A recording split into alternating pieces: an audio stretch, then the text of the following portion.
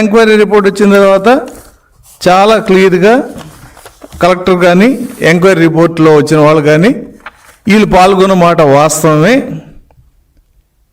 వీళ్ళు పాల్గొనటమే కాదు,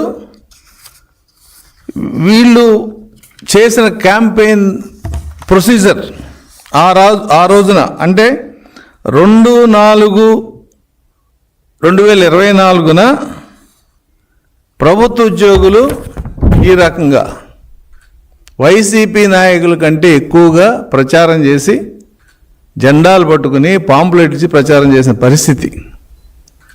ఇది వాస్తవం కాదా? ఇది ఈరోజు పేపర్ కాదు, 2/4/2024 మీ ప్రభుత్వం ఉన్నప్పుడు రాసిన సత్యాలు ఇవి.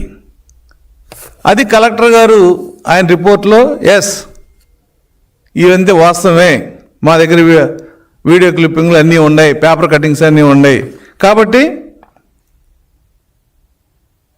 ఈ ఎలక్షన్ క్యాంపెయిన్లో పాల్గొన్న ఆర్టీసీ ఎంప్లాయీస్ వెంకటరామరెడ్డి మీద క్రమశిక్షణ చర్యలు తీసుకోండి అని చెప్పి రాయటం జరిగింది. అప్పుడు ఈయనకి మన ప్రొసీజర్ ప్రకారం, కాండక్ట్ రూల్స్ ప్రకారం ఛార్జెస్ ఫ్రేమ్ చేశారు. ఆ ఛార్జెస్ ప్రూవ్ అయినాయి కాబట్టి మొన్న 20వ తారీఖున ఏ పనిష్మెంట్ అయితే ఇవ్వచ్చో ఆ పనిష్మెంట్ ఇచ్చి ఆ ఎంక్వైరీ కంప్లీట్ చేశారు. పనిష్మెంట్లో చాలా రకాలు ఉన్నాయి. డిస్మిస్ చేయొచ్చు, డిమోషన్ చేయొచ్చు, ఉన్న క్యాడర్ తగ్గించవచ్చు, పెన్షన్ తీసేయచ్చు, రకరకాల పనిష్మెంట్లు ఉన్నాయి. చేసిన నేరం బట్టి పనిష్మెంట్ ఇవ్వాలని చెప్పి ప్రభుత్వం వల్ల గైడ్లైన్స్ అలా ఉంటాయి. కాబట్టి వాళ్ళు డిస్మిస్ చేశారు. ఓకే, డిస్మిస్ చేశారు. నువ్వు మాజీ ముఖ్యమంత్రివి. అతను ఎక్కడో సెక్రటేరియట్లో 12 మందిల్లో, ఆయన చీఫ్ సెక్రటరీ కాదు, లేదా ప్రిన్సిపల్ సెక్రటరీ కాదు, ఒక సెక్షన్ ఆఫీసర్. అతను డిస్మిస్ చేస్తే చంద్రబాబు నాయుడు నువ్వు తప్పు చేస్తున్నావు అని చెప్పి నువ్వు చెప్పడం.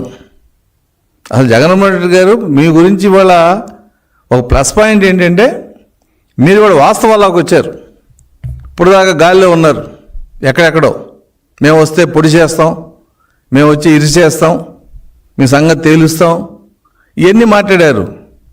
అట్లాగే మీరు 29 మీ ప్రభుత్వం వస్తే మళ్ళీ రీఇన్స్టేట్ చేసుకోండి. ఏంటి దాని గురించి ఎందుకు అంత ఇబ్బంది? ఇప్పుడు మీ తరఫున గతంలో మీ నాన్నగారి తరఫున కొంతమంది ఉద్యోగస్తులు ఉద్యోగాన్ని రిజైన్ చేసి కంటెస్ట్ చేస్తే వాళ్ళు ఓడిపోయిన తర్వాత మళ్ళీ వాళ్ళకి ఉద్యోగం ఇచ్చారు. ప్రభుత్వంలో కొన్ని ఆనవాయితీలు ఉన్నాయి. సో మీరు కూడా వస్తే వెంకటరామరెడ్డి ఉద్యోగం ఇచ్చుకోండి, ప్రమోషన్ ఇచ్చి ఇదిగో ఇంక 3 ఏళ్ళు ఉంది, ఈ 3 ఏళ్ళ జీతం అన్నీ సర్వీస్లో ఉన్నట్టుగా ట్రీట్ చేసి మీరు జీవం ఇచ్చుకోండి. ఏమన్నా అధికారం మీకు ఉంటుంది కదా ఆ రోజున. దానికి చంద్రబాబు నువ్వు తప్పు చేస్తున్నావు, వెంకటరామరెడ్డి చేసిన అన్యాయం అని చెప్పి ఇవాళ మీరు గుండెలు బాదుకోవడం దేనికి? మీరేం చేశారు మీ హయాంలో? వెంకటరామరెడ్డి ఒకడే ఉద్యోగ రాష్ట్రంలో? మీరు సచివాలయంలో ఎంప్లాయీస్ని రామకృష్ణని సస్పెండ్ చేసి జైల్లో పెట్టించినప్పుడు, అలాగే ఫైనాన్స్ డిపార్ట్మెంట్లో కొంతమందిని అపాయింట్మెంట్ ఇవ్వకుండా సస్పెండ్ చేసినప్పుడు, ఎల్వి సుబ్రహ్మణ్యం విషయం ఏమైంది? అసలు ఏపీ వెంకటేశ్వర మీరేం చేశారు? హైకోర్టు సుప్రీంకోర్టుకి వెళ్ళి పోరాడి 5 సంవత్సరాలు మీరు వీఆర్లో ఎన్ని వందల మందిని మీరు వీఆర్లో పెట్టారు. డాక్టర్ సుధాకర్ని ఎందుకు కొట్టించారు? మాస్క్ అడిగినందుకు. ఇవన్నీ ఈ నేరాల ఘోరాలని మా టైంలో జరిగినాయా? ఇవాళ ఒక వెంకటరామరెడ్డికి డిస్మిస్ చేసేపాటికి ఏదో ధర్మం అంతా అధర్మం అయిపోయినట్టు మాట్లాడుతున్నావు మిస్టర్ జగన్మోహన్ రెడ్డి. అసలు నువ్వు చేసిన అరాచక పాలన భారతదేశంలో ఏ ముఖ్యమంత్రి చేయలే. వెంకటరామరెడ్డిని అడ్డుపెట్టుకుని ఆ రోజు జరిగిన ఉద్యమంలో ఏది బీఆర్టీఎస్ ఉద్యమానికి ఉద్యోగస్తులు 1,00,000 మంది వస్తే బెదిరిపోయి ఉద్యోగ నాయకులందరినీ పిలిపించి బెదిరించి వాళ్ళని బ్లాక్మెయిల్ చేసి పీఆర్సీ రివర్స్ బయాస్ ఇచ్చావు. భారతదేశంలో రివర్స్ బయాస్ ఇచ్చిన ఏకైక ముఖ్యమంత్రి నువ్వే. నువ్వు వెళ్ళిపోయిన నాటికి 30,000 కోట్ల బాకీలు ఉన్నాయి ఉద్యోగస్తులకి. ఆ 30,000 కోట్లు పెట్టుకుంటే ఇప్పటికి పీఆర్సీ వచ్చేది ఉద్యోగస్తులకి. ఇప్పటికి 20,000 కోట్లు ఈ ప్రభుత్వం చెల్లించింది. వాళ్ళ సిపిఎస్ బాకీలు అన్నీ అప్డేట్ చేసాం. ఇవాళ సిపిఎస్ పేమెంట్లో అప్డేట్గా ఉంది ఆంధ్ర రాష్ట్రం ఒక్కటే. AP stands first. నీ టైంలో 10 నెలల బాకీలు పెండింగ్ పెట్టావు. జీపీఎఫ్ డబ్బులు ఇవ్వలా, ఏపీజేలో డబ్బులు ఇవ్వలా. నిన్న కాక మొన్న 7,000 కోట్లు ఇచ్చింది ప్రభుత్వం ఈ ప్రభుత్వం ఉద్యోగస్తులకి. ఏం చేసావు నువ్వు? మాడుతున్నావు? నీకు అసలు హక్కు ఉందా? చంద్రబాబు నాయుడు చేసిన తప్పే. ఎందుకంటే మేము పద్ధతిగా ప్రజాస్వామ్యంగా పోతాం. నీలాగా అరాచకంగా పోయి ఎమ్మెల్సీ మర్డర్ చేయిస్తే ఆయన తీసుకొచ్చి హౌస్లో కూర్చోబెట్టి పక్కన కూర్చోబెట్టుకున్నావు నువ్వు. అటువంటి రాజకీయాలు చంద్రబాబు నాయుడు గారు చేయడు. కాబట్టి నువ్వు ఇవాళ ఎగిరెగిరి పడుతున్నావు మాట్లాడతాకి. అదే నీ గవర్నమెంట్లో మేముంటే నన్ను కూడా నువ్వు అరెస్ట్ చేయించావు. ఎవడో ఆ కేఎస్ ఉన్నాయని కానీ పెట్టుకుని ఆ రోజున వారితో కంప్లైంట్ ఇప్పించుకుని నన్ను సిఐడి కేసు పెట్టించావు. లోకాయుక్త ద్వారా ఆర్డర్ తెప్పించుకుని. నీ దెబ్బకు పారిపోయాడు పక్కకి. ఇవి నువ్వు చేసిన పనులు. వెంకటరామరెడ్డి ప్రొఫైల్ తెలుసా నీకు? సెక్రటరియట్ ఎంప్లాయీస్ హౌసింగ్ కాలనీ గచ్చిబౌలిలో ఉన్న దానికి డైరెక్టర్ అయ్యి అప్పుడున్న ప్రెసిడెంట్ని దించేసి ఇతను ప్రెసిడెంట్ అయ్యాడు.